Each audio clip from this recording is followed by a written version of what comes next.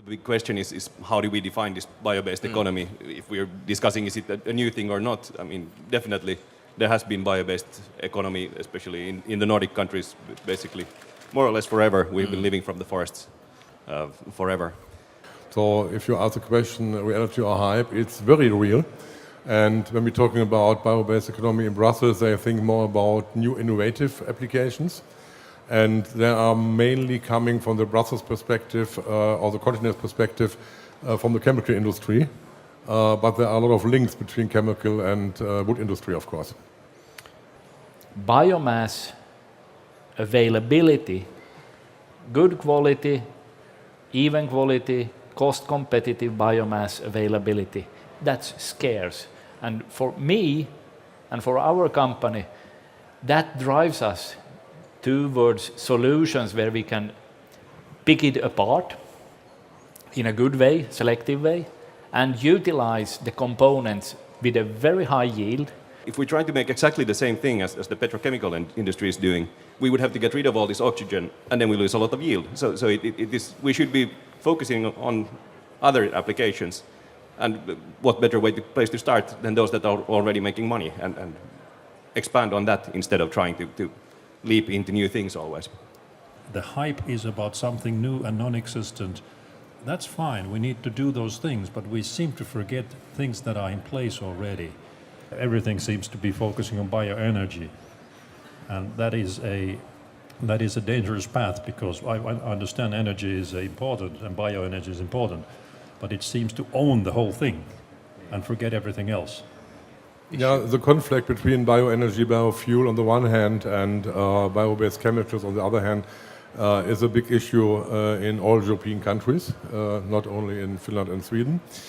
Europe is the last place in the world where we have this one-sided subsidies for energy.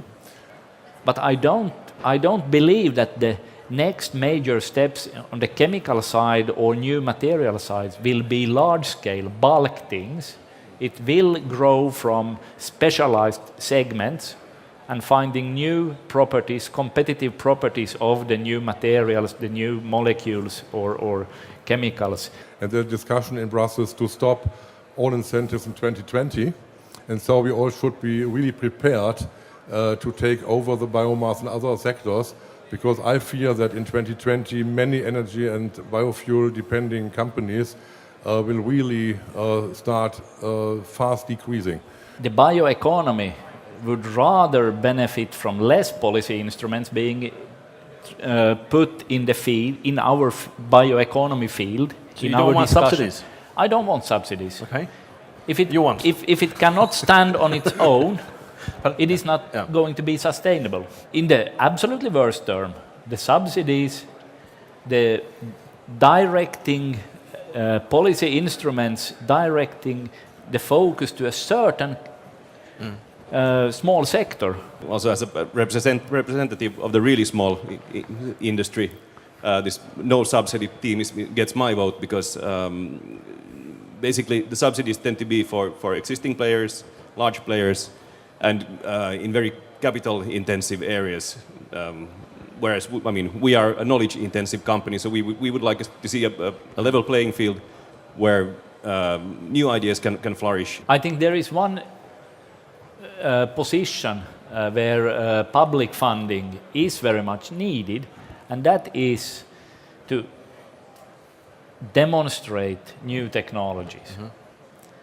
I think the politicians and the government's main role is to ensure that businesses can thrive, both new and existing, and they should make sure that the playing field, meaning the business environment, is fair, level, and predictable. We should talk about the end products, the consumer products, and even our industry should be called renewable chemicals industry instead of some biomass or something. So you should focus on the high value added products and consumer markets. From the policy side, it's a hype. From the business side, it's real. Definitely, we have real existing business, so there's no hype. Eric. Yeah, the question is exactly that. It's a question of definition. I mean, the business side defines it as a business, but what the politicians like to see as bio-based maybe a lot of hype. Yeah, I will just follow Mikael. I have exactly the same opinion.